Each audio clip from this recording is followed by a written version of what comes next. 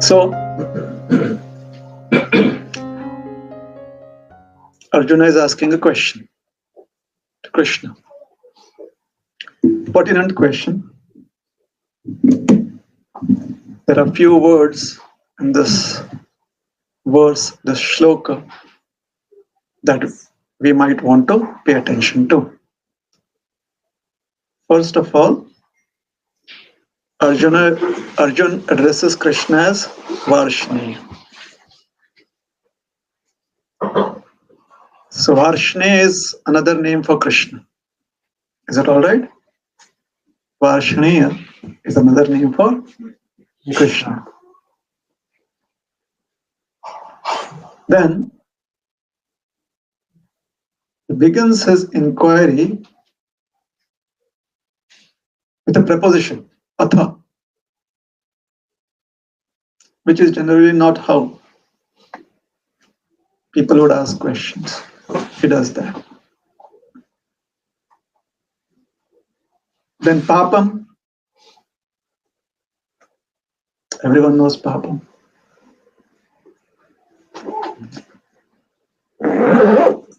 Everyone has heard of this word papa. Papa. Do you like that word? How do you feel when you hear the word pap?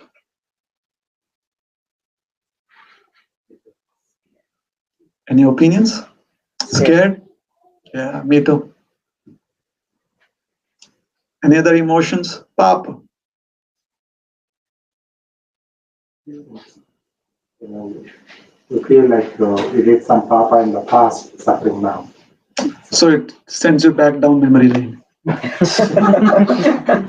You start looking at all those dark times. You don't like that too. Doesn't even like doing that. So pap. Then is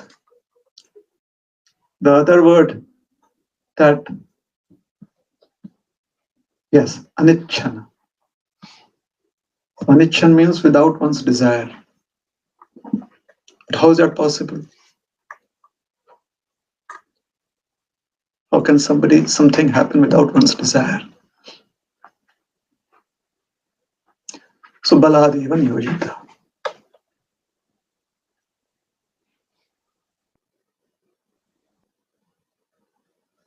Maybe this child is called as Anichan,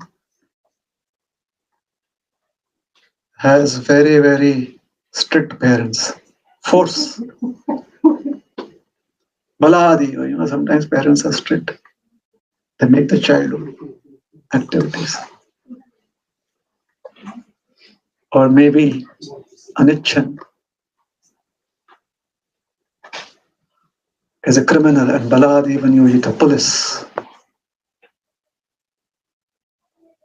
Maybe Anichan is a situation one does not like, and Baladeva is still made to accept that situation. So Baladeva means forcefully. Niyojita, forcefully engaged. Forcefully made to act, to engage in. And then Prabhupada uses the word sanguine. If you see in the translation, in the purport, it says sanguine means being little optimistic about the whole situation.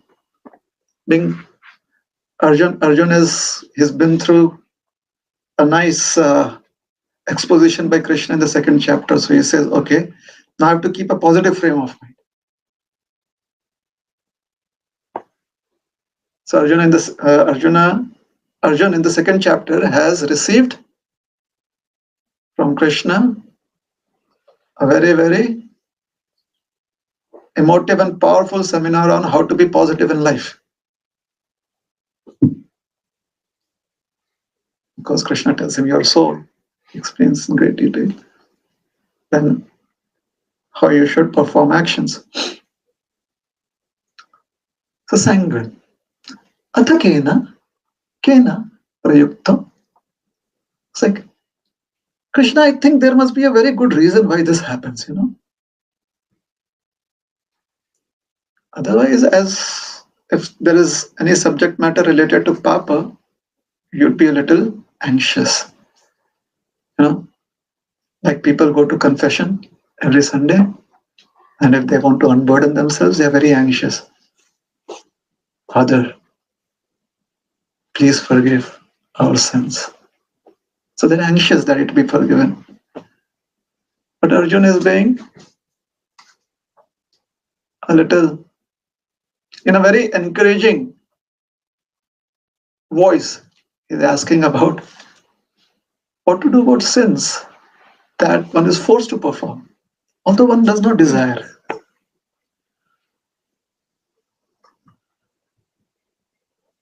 So the answer is going to be interesting, which most probably we will not be discussing today. You can hear from the most self-realized, powerful speaker, Vanamali Gopal Prabhu. He is qualified to address the answer. We can cover tutor. Yeah, that is not going to happen. We'll just discuss. I would like to hear the answer. I haven't even begun on the question. By the time I finish speaking on the question, it'll be like, Prabhuji, time is over. We can discuss the answer next class.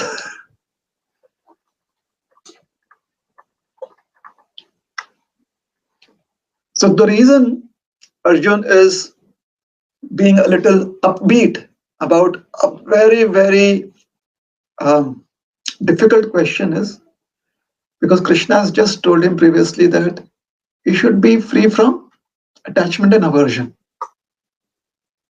Raga dvesha muktestu. So Arjun is like, I got you, Krishna. I got that. However, there's just a little bit of a problem. Athakena vayuktoya.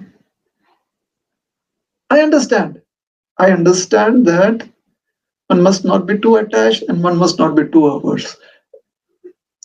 You'll discuss that previously, some of you who regularly attend. Why?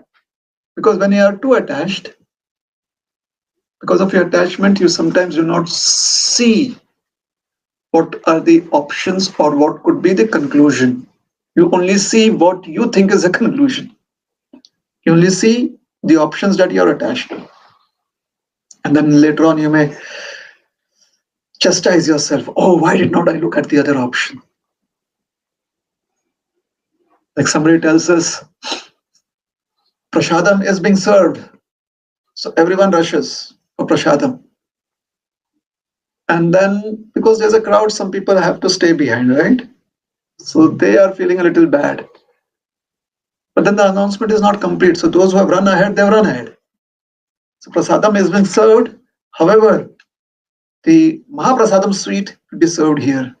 So those who have run away, they later on come to know, oh, Mahaprasadam sweet was here. Because they're attached to the idea of prasad. You run. And later on, you may feel a little bad that you did not stay back to hear the complete announcement. So that is attachment. And what is aversion? Aversion is that today the prasad has been cooked by Vanmali Gopal Prabhu. No, it is not. But that is the announcement that is made. So everyone is thinking that, oh, that means everything from his vegetable garden. Which means what was there last year and the year before that may be cooked. So you're a little averse. So you stay a little back, like, yeah, first let everyone else take prasad.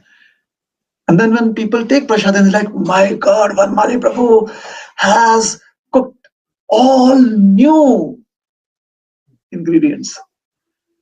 And then because you're at the back, you feel bad. Oh, why did I judge Vanmali Prabhu? It is not good to judge a devotee.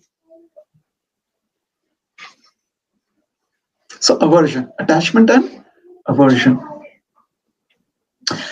However, most importantly, what attachment and aversion does is it does not help you stay in the present. You look at your choices based upon the impressions that you carry from the past, which is unfortunate. So, one may lose valuable opportunities in the present time because one is carrying the baggage of the past and hence looking at this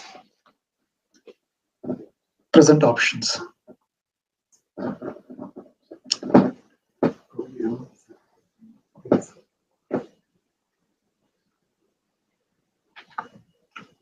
So attachment and aversion.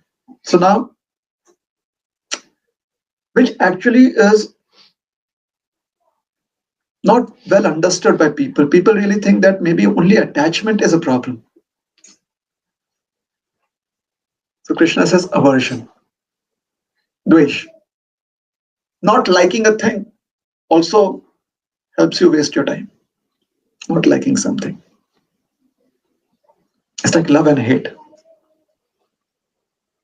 Both are very strong emotions. So attachment and aversion.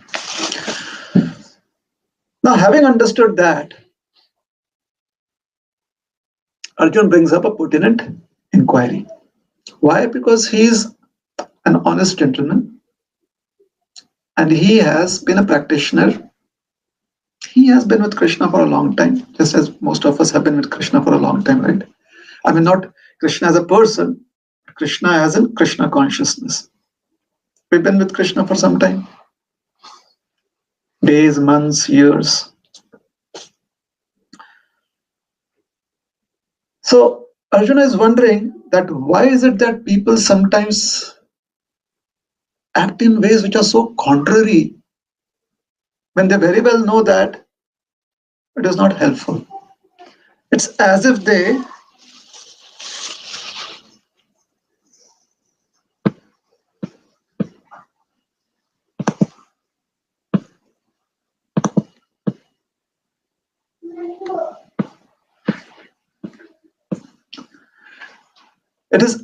are very flagrant in their inconsistency.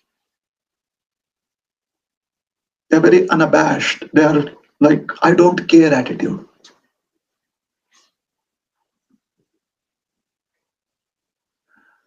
So why would anyone do that in the right senses?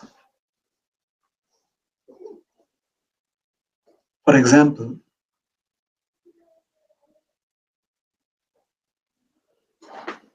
one is having acid reflux.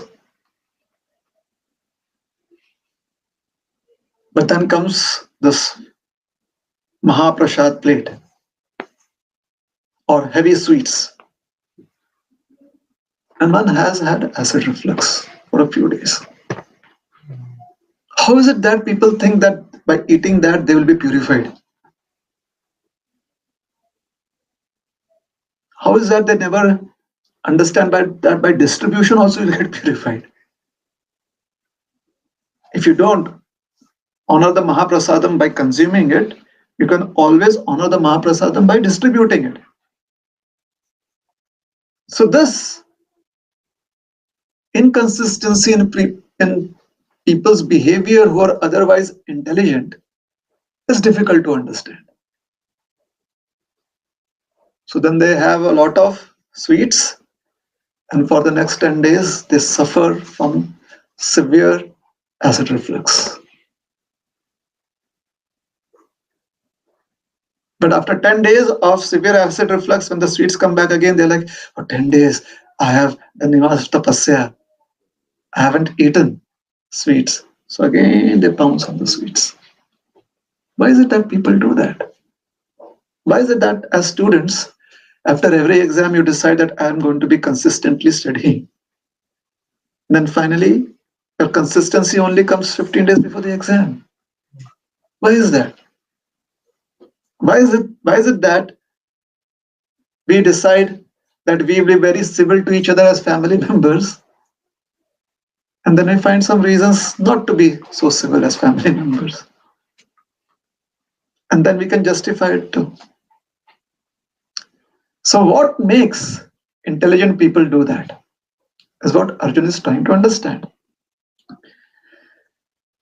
What Arjuna is trying to understand is that is it possible that people actually become disillusioned? The whole idea of being intelligent is that you cannot be disillusioned.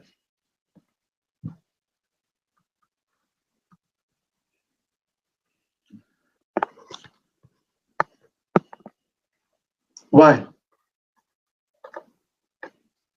Because as humans, or as educated humans, whatever be education, as if you have received some degree of education, education gives you insights. When you're educated and you properly received the knowledge, it gives you insights.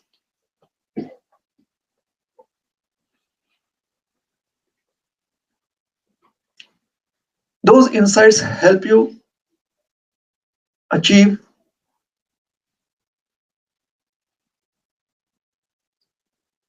a certain level of trust in the decisions that you make. Those decisions that are healthy for you.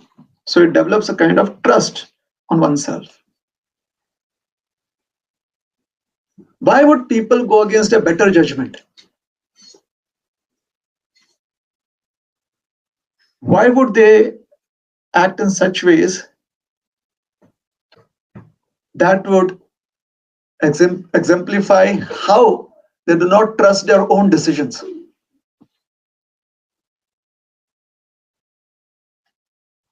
For example, I gave that example.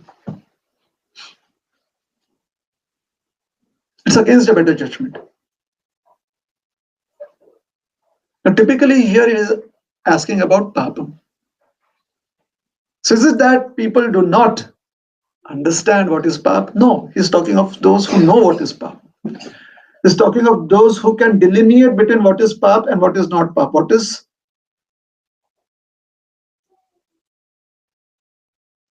What are restricted activities and what are unrestricted activities, those that are allowed, what are allowed and what are not allowed. So that which is not allowed is called a sin because it's not good, it's not healthy for one. So why would one go against one's better judgment to that which causes harm to one? And who would do that? Those who have over a period of time developed a good sense of judgment. They have developed good trust in their own decisions. Why would they do that?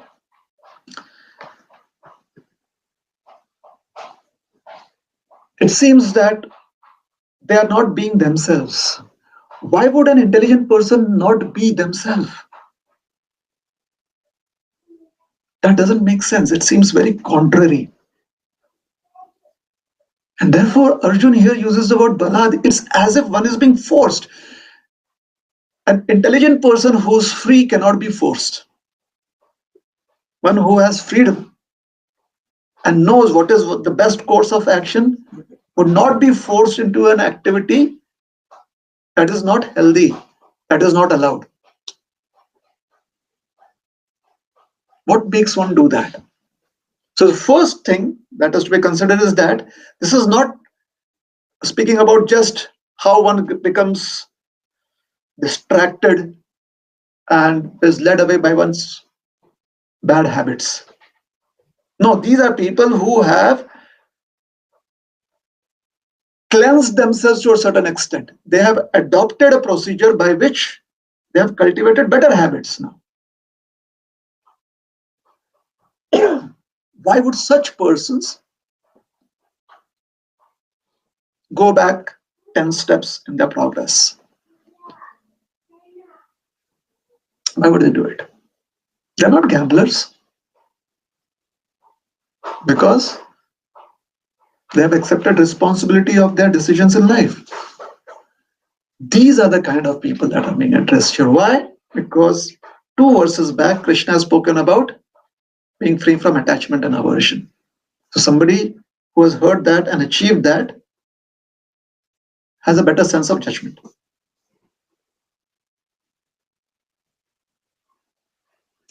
So typically, the dilemma of one's ideals and the shortfall in one's actions is being addressed here. One has goals that every day, let us say a student, or one has goals like one has to become fit. So every day I'm going to do X amount of activities, X amount of studies, X amount of classes to attend, X amount of practical sessions to be done, X amount of exercises to be done. One has a whole plan. Why? Because one has properly understood the process and knows that if I follow this plan, then after 6 months or 3 months, this is where I am going to be. And it is not out of their whim or fancy, but they have looked at it very logically.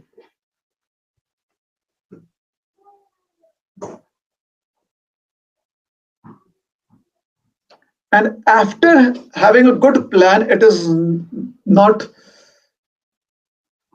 a very, very undoable plan. It's a practical plan. Even after doing that, what makes a sensible person go the wrong way? What makes somebody who's on a diet cheat on tasty food? What makes somebody do that? Because these are really sensible people who have taken on that diet plan. All right. Hence, the word atha is also being used. Atha means what else? Because atha, now, whatever has been discussed previously, and Krishna has discussed so many factors. He says, atha. Considering all of those factors, I still feel something is missing. Is there any other emotion? Is there any other cause that is more powerful than what we have discussed up till now?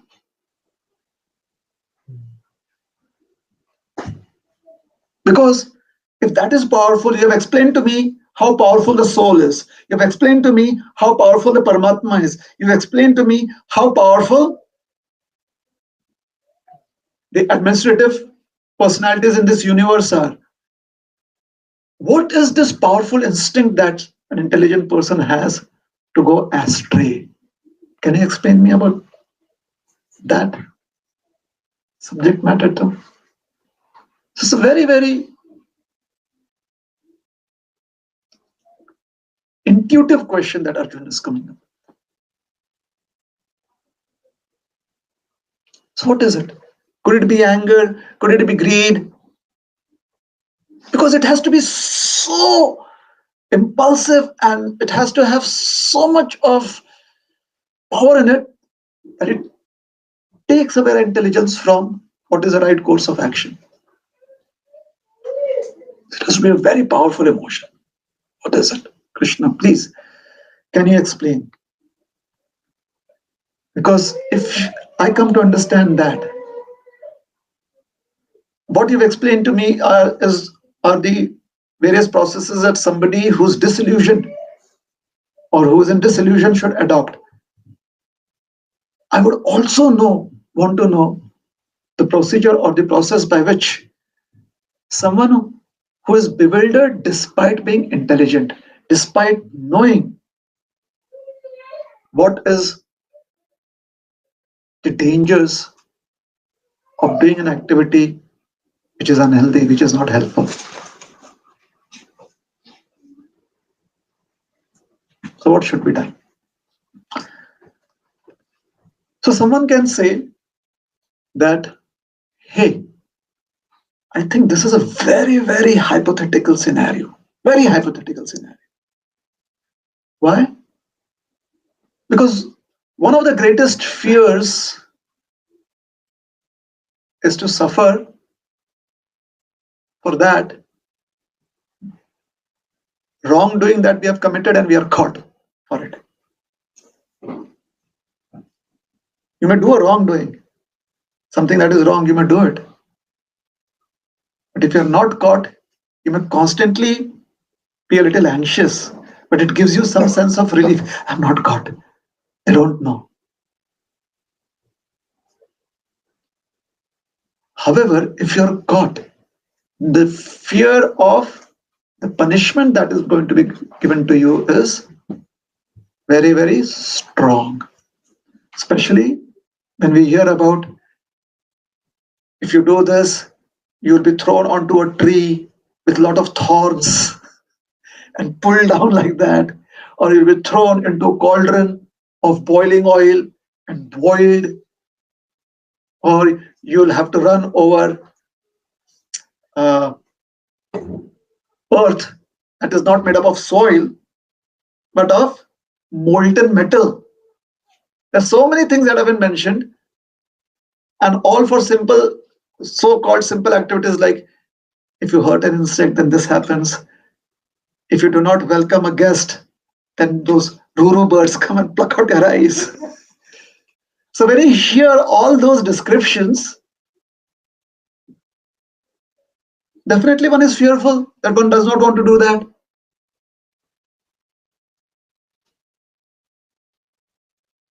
So understanding how powerful this fear is, there could be practically no fear greater than the fear of going to the hellish planets.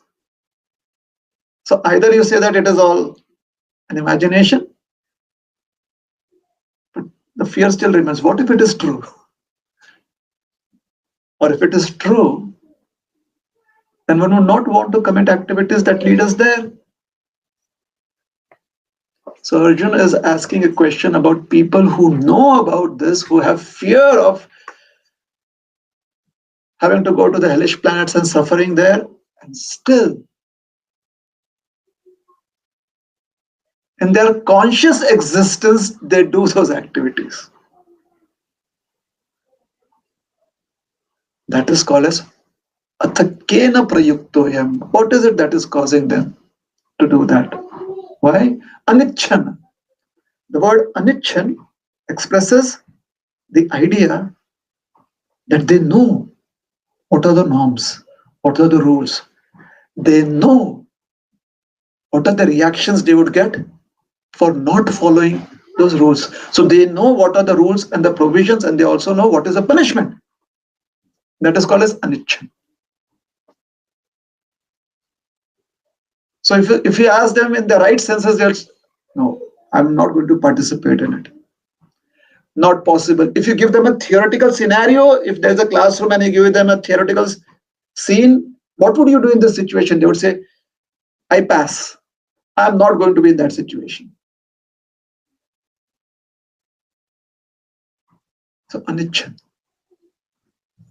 They know what are the norms, they know what are the scripture injunctions, they know the teachings. In fact, they may also be sharing those teachings, they may also be sharing all of that knowledge. It has been seen that in the lives of such people, there are instances where they commit activities that could actually lead them to hell.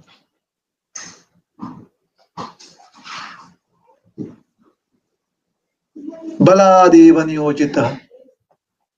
How is that possible? Who does that? Who's the person doing it? So anichan. Hence, it seems to be very inconsistent of their character. It seems very inconsistent of who they are. And the way they do it, it seems as if they don't care, which is also very inconsistent for them. This is the kind of impetus that Arjuna is speaking of. This is just, am I trying to share something that is very scary because I like to scare people, be scared myself? This is just like a way too dramatized, could be what we could wonder. That this is over exaggeration. How is it possible? So to understand that, we have to understand the subtle science of action and reaction. What happens? How does one get bound in this material world? Now, simply by chanting Hare Krishna sincerely, we may just be relieved of this bondage, and we may not be aware of the subtle causes of this bondage. The subtle causes of the bondage is one's own free will.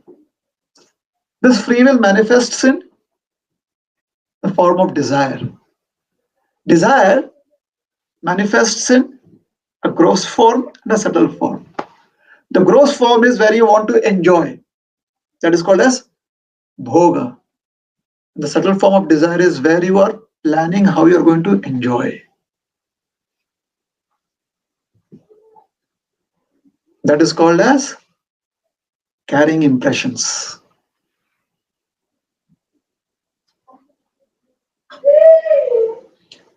Typically, we think desire simply manifests in the sense of enjoyment. However, the practice of sadhana bhakti, especially the delineation, explains very well how powerful impressions are which we accumulate over days, months, weeks. I don't like this, I don't like that, I like this, I like that. I like this person because XYZ is very respectable, and the other person, oh, they are also respectable, but will I be giving my time to them? No, I've given my time. So these impressions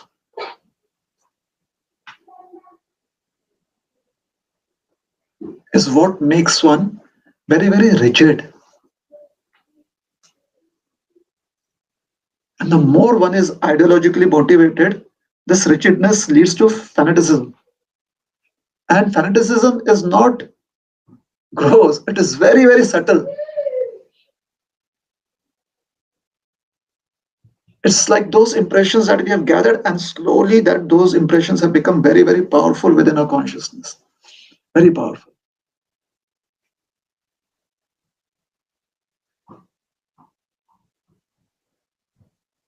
So here Arjuna is trying to address the situation where we have overcome desire in the form of wanting to enjoy. So someone says, you have this opportunity, and we are like, no. You have this opportunity, we are like, no. But what are the impressions? Later on, we are wondering, was it a right choice? It was not Krishna conscious, Maybe I should have paid more attention. So these are the impressions that we cultivate when we make choices in life, and we forget that once we have made the choice, we don't have to remeditate on it unless until necessary.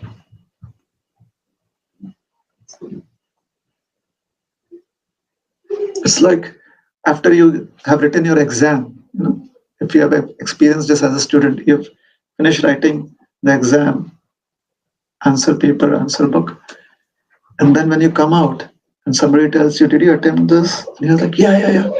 And then you realize that I made this silly mistake. For the next 2 days, you are like, why did I do it? I could have paid a little more attention. If you had paid a little more attention, then I would have got such a grade, so much. This would be my grade. The next 2 days, you're trying to reimagine that. What could be the scenario? Experience that? Have you been in that situation? Or an interview? Been in that situation?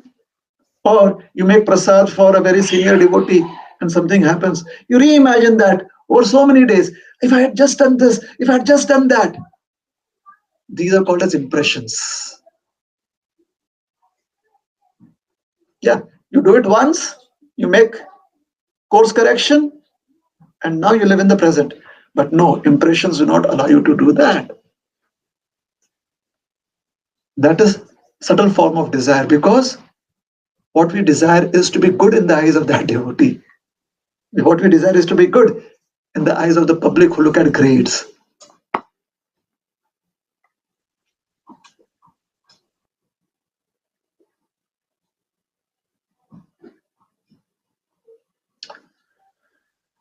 So,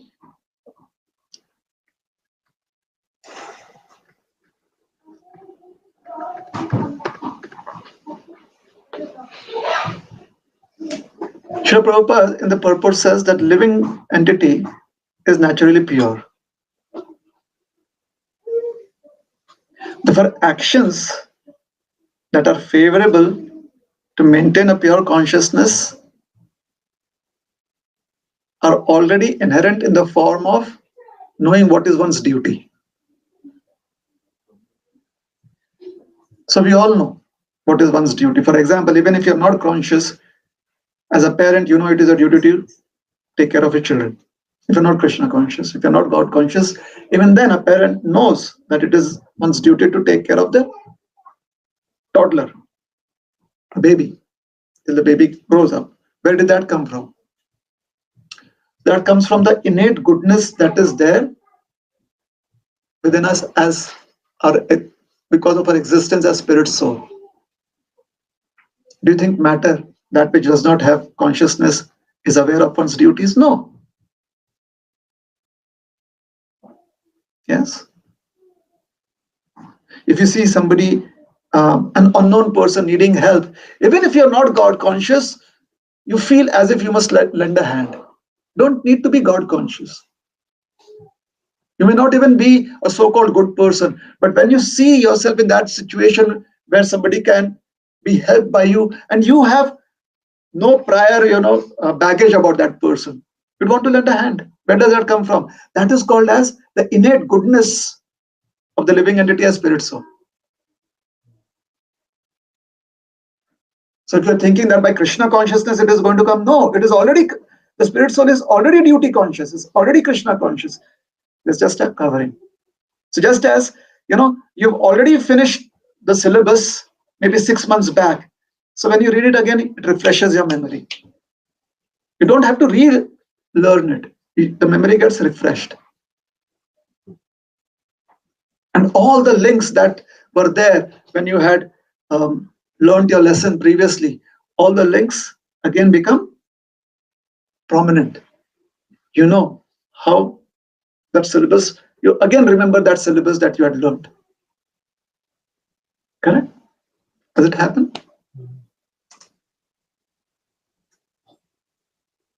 Therefore, it is innate to be conscious. It is the innate character of the living entity or of a living being to be conscious of one's duty. In simple words, that means that every living entity is aware that one has to render service, one has to serve.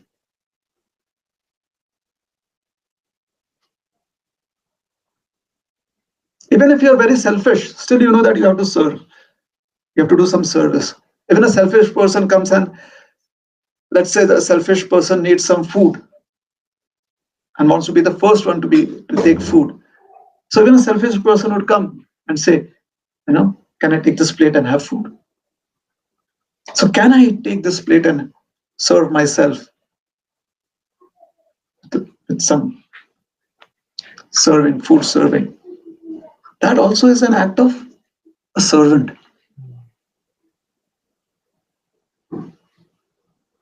So that is why Prabhupada would, in so many purports, say that the nature of the living entity is to serve.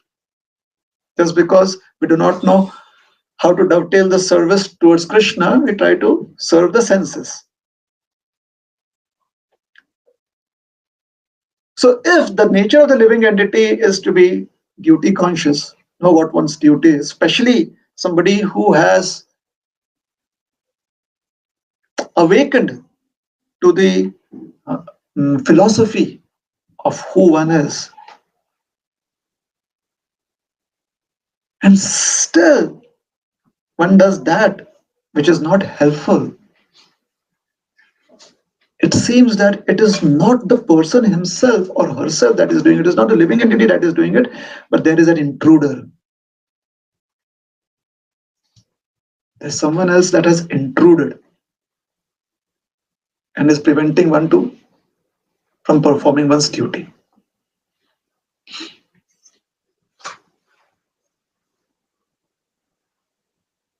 In the Garg Samhita, the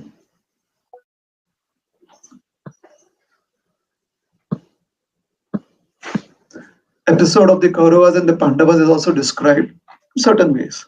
It's not just the Mahabharata and the Srimad Bhagavatam, but other Puranas also describe the Kauravas, Pandavas, and the friction between the two. So there, in a conversation with Krishna, Duryodhana explains what his situation is.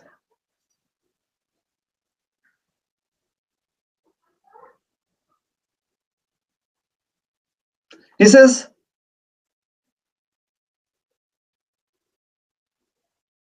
I know what is dharma. However, I'm not inclined towards it. I know what is adharma,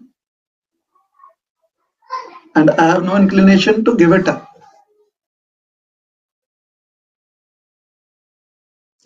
Dharmam chamay na pravritti, adharmam chamena nivritti. Janami dharmam na chamay pravritti, janami adharmam na chamay nivritti. And then he says, Kenapi devena hridi sthitena yatha nyuktosmi tatha karomi. There seems to be a superior power within me. And whatever the superior power dictates, that is what I do.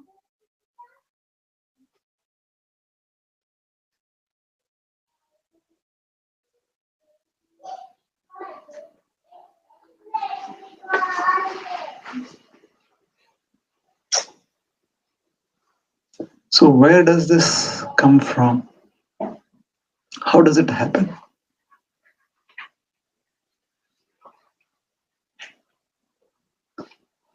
It cannot be coming from the self.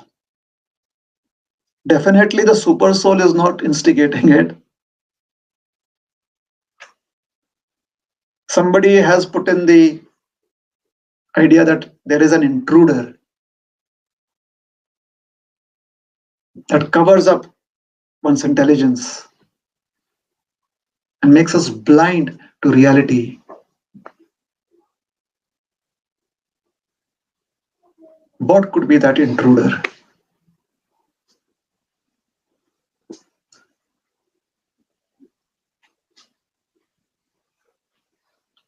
The object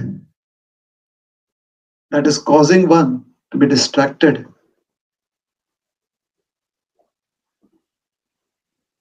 seems to be the stimulus to one's actions. So can we blame the object?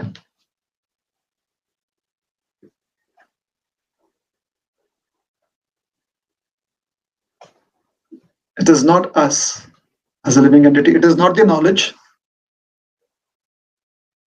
It is not the super soul. Still the action has been performed, despite knowing very well that this could lead us to hell. Yes. And still, somehow or the other, braving that fear. So somebody has intruded into our lives. Despite all the alarm systems that we have set up, there is an intruder. And this intruder seems to be instigated by the object. That which is making us distracted, that which is wanting us to perform an action.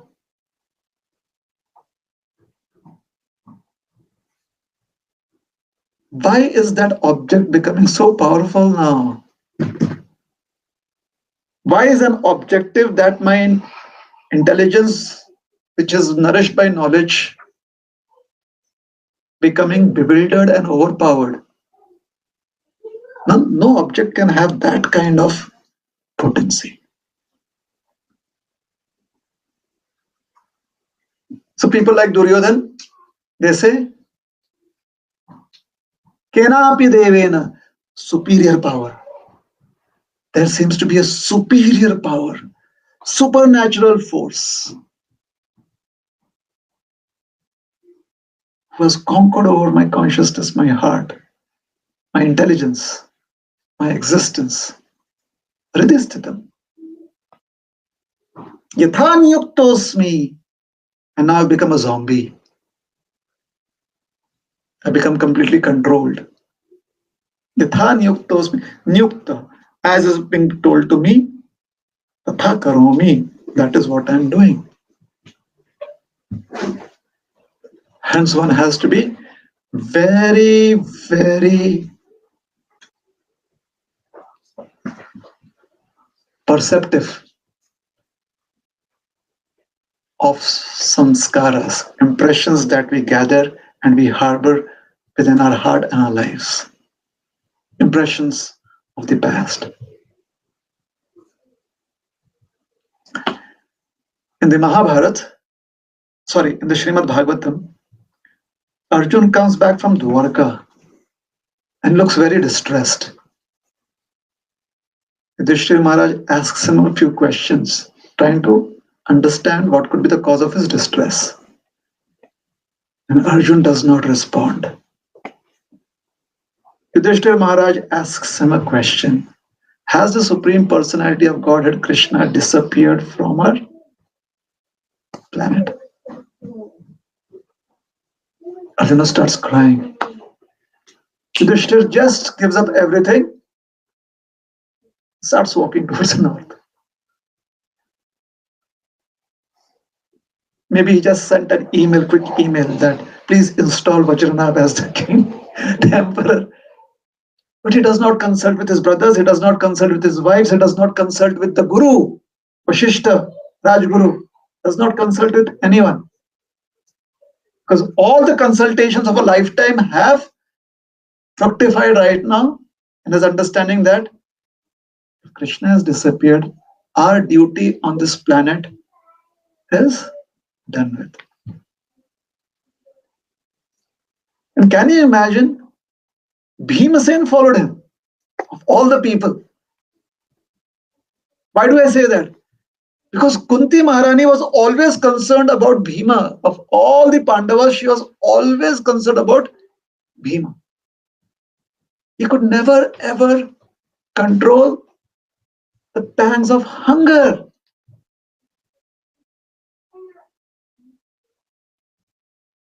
When hunger pangs attack you, all the tapasya goes out of the window. Bhima followed him without consulting anyone. And one by one, all the Pandavas followed. Now, we may have heard of that so many times this past time in various ways, extracting so many teachings to inspire us. But imagine impressions over a lifetime. And you drop all of that and say, okay, I'm leaving. Impressions are very powerful. And what are those impressions fueled by? That is what Krishna will reveal in the answer to this question. What it is fueled by. Maha Ashna Mahapatma. Those are the words he's going to use.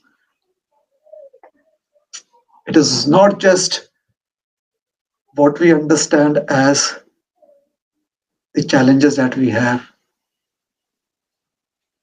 The subtle aspects of those challenges could be missed out if we just look at the gross aspects of those challenges.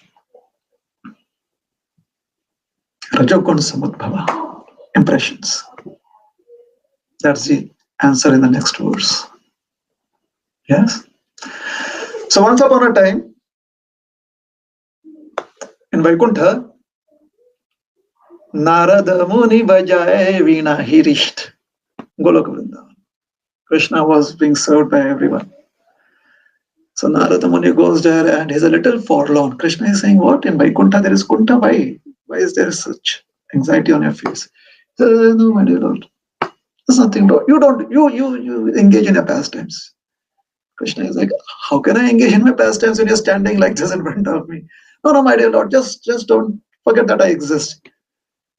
Narada Muni, it is impossible for anyone in this entire creation to not notice you if you are there. You're omnipresent like the Paramatma. Because he has information. He's like the super database. He has so much information. He knows almost everything that is happening, like a witness to everything. So Narada Muni says, My dear Lord, I'm concerned. Krishna says, what are you concerned about? Your words. He says, what words? Well, you said that only after you've abandoned all religions and so on and so forth, then you can come to me. Baba, how can you do that? After you left Kali Yuga, no one has a chance. So Krishna says, what do you want?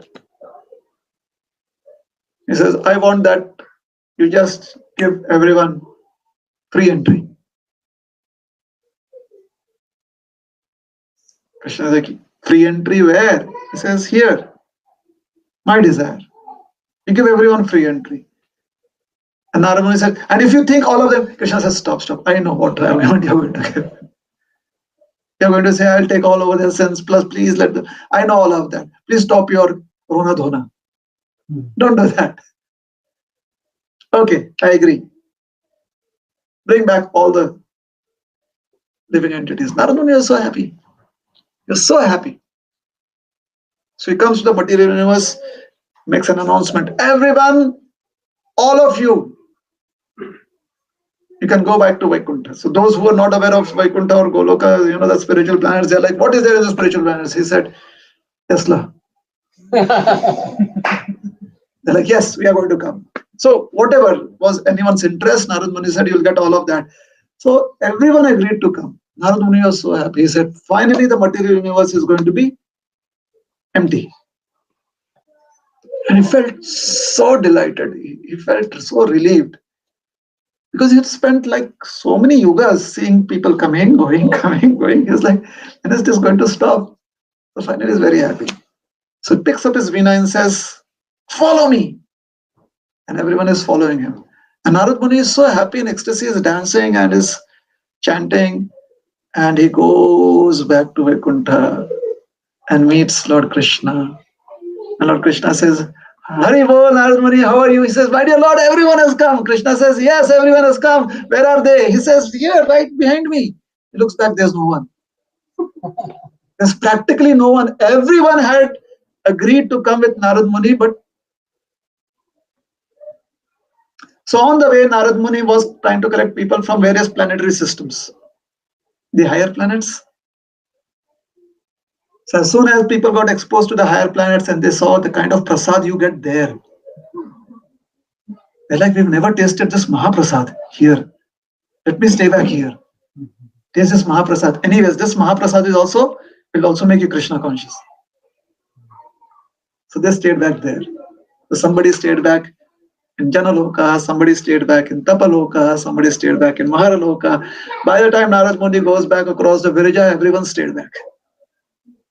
Because the Virija is a destination where there is just bright light. It is the no-fly zone. Not much activity.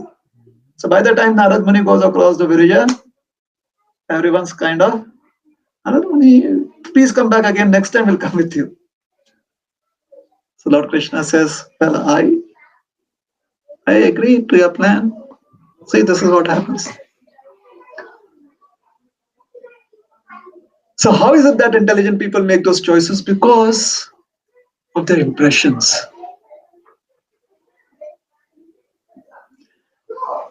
If you think that, oh, there'll be nice Mahaprasad in the spiritual world, if you think that, oh, we can play with Krishna and the coward, if you think that, oh, I will be able to fan Krishna, nice.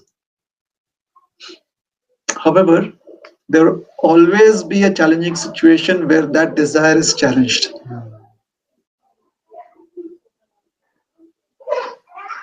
The only person that can get across the Virija into the spiritual planetary system is, Srila Prabhupada says, is someone who's ready to be only a servant, not a specific kind of servant.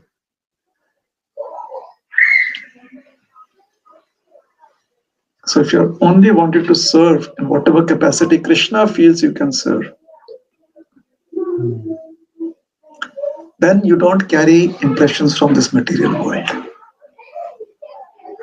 So one has given up enjoyment and one has also become unburdened from the impressions of this material world. So now there is absolutely no baggage. One is situated in one's original state of being part and parcel of Krishna, and one knows one's duty. The duty is to be unalloyed servant of Krishna. It's not tinged with intelligence, it is not tinged with the pure mind, none of that. It's just pure consciousness. Chaitanya.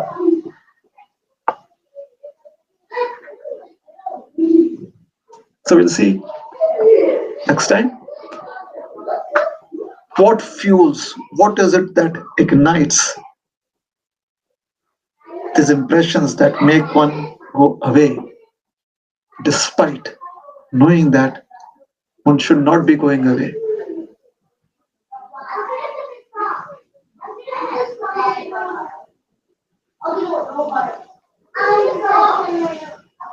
So we'll stop here.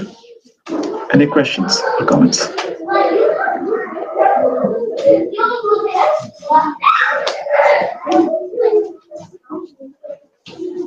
Is the question allowed? That what's the answer to the questions that has been the topic of this class? Allowed. What is the answer? Is that question allowed? That what's the answer of Krishna? Well, yes, I kind of hinted about it that. So what really causes this problem is what Krishna is going to discuss next time, and then we take it off from there. However, briefly, Prabhupada gives simple statements, right? It's because in kindergarten, it's best we give small statements for children to understand. So he gives very simple statements. He says, just be happy in Krishna consciousness and go back home, back to God.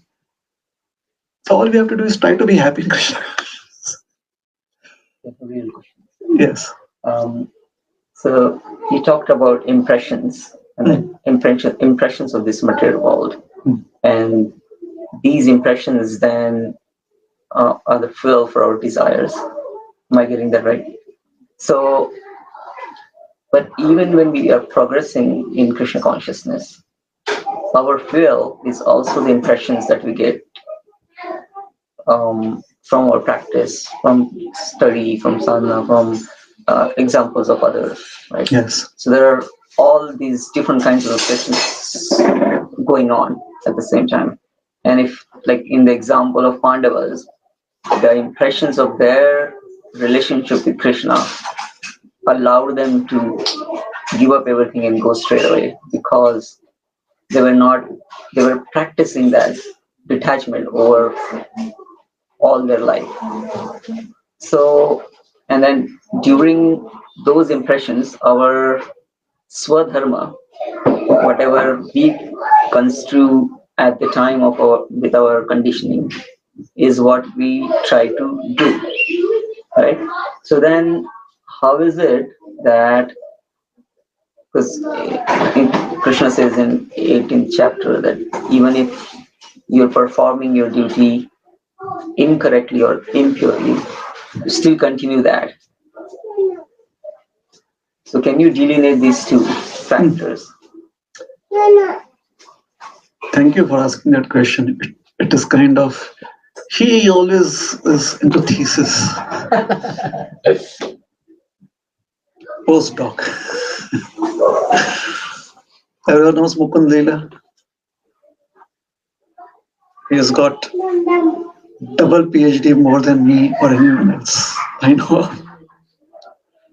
2 PhDs, 3 PhDs. I'm not sure how many he's working on still, but at least more than that, which is fact. So yeah, so I'll have to answer according to how he thinks. First of all impressions are not desires. The impressions that we hold on to is desire. So there's a desire which manifests in the form of enjoyment. I desire to do this and I immediately do it. So that is one form of desire. The other is a desire to hold on, that slowly I'll grow, make this grow, and when I feel it's the right time, then I'll act. So those desires that we hold on to, those desires that we add on to, layer by layer by layer. That is vasana. Those are the impressions that distract one. Whereas the other impressions which are created by time are also destroyed by time, because we don't hold on to it. Like we don't hold on to the impressions of all that we studied in 4th grade. So time has destroyed that. But some of that which we have held on to, this is what the teacher did. But sometimes we may still have dreams about it. So that is desire, because we are holding on to it. That is attachment and aversion. So when Krishna is asking us to perform a swadharma, he understands the challenges that we have, and he knows that we trying to give up impressions is going to make us perform different kind of actions. So he says, do your swadharma even though you are doing it incorrectly, because that will be easy for you to perform, and at the same time it will keep you in the mode of goodness. So slowly the mode of goodness helps us evolve such that we become a little more detached. That is what the mode of goodness does. It helps us in detachment. So that is where Krishna is advising us, so that we can stay in the mode of goodness and we can continue to evolve in the mode of goodness. First of all, swadharma is easy to perform. So anything that in this particular body is easy to perform, that becomes a dharma for this body. That is called swadharma for this body. Is that all right? How did you like the thesis? The what do you call it? The explanation. Was it okay? You're welcome. Any other questions? Yes. Maybe if I understand correctly, that like to come out of this impression, one have to like surrender to Krishna, like service, servant of Krishna. So like Arjuna, even he was a great devotee, even though he was asking, Arjuna was telling this kind of thing that he was not a devotee, but Arjuna was a great devotee, even though he was asking this kind of question.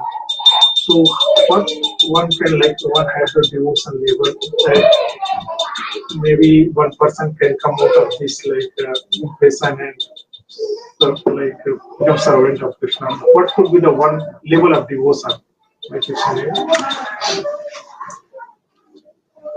There's only one litmus test for that. At the moment of that, are we able to remember Krishna in full Krishna consciousness? That is a litmus test. There is no other litmus test. An entire life of Krishna consciousness should be able to culminate in the fact that we remember Krishna at the moment of death. And that remembrance of Krishna should be in pure Krishna consciousness or complete Krishna consciousness, where we are not distracted by anything else. Like even if Krishna comes and says, why don't you take this material planet and enjoy here for some time? You're like, Hare Krishna, Krishna Krishna, Hare Ram, Ram Ram. Like when Chaitanya Mahaprabhu offered Sridhar Kolavich, he says, my dear Lord, I just desire to chant your holy names. There's the story of Chaitanya Mahaprabhu and one of his admirers, Sridhar. And you please come and always have those dealings with me that you had, where you would argue about what is the price of what I sell. Let me have those dealings with you, because I'm captivated by those dealings. Now Sridhar could have asked, please let me come to your temple and let me lead Mangal Arati. Or he could have said, please, next time, please let me be there right beside you when you're leading Yatra. But he asked for that which is the most simple for him, where he is in complete Krishna consciousness, dealings. So these pastimes are very, very helpful to meditate on, to analyze. So please don't worry about what level of devotion we have to be at.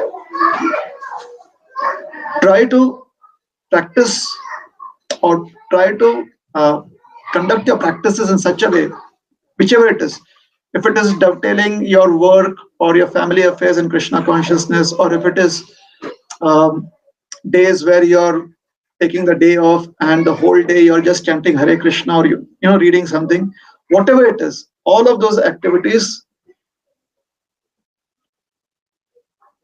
should be done according to Srila Prabhupada, knowing very well that Krishna is so kind that even a little bit of service done unto him satisfies him.